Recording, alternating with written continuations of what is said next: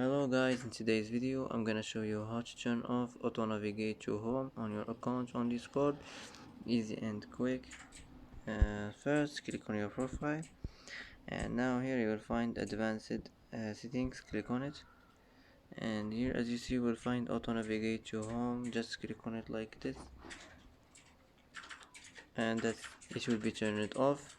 And that's it. That's how to turn off auto navigate to home on your account on Discord. Easy and quick. And that's it for today.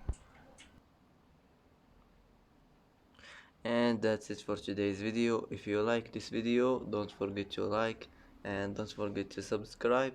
I hope this video is helpful for you, and thanks for watching till the end, and see you in the next video.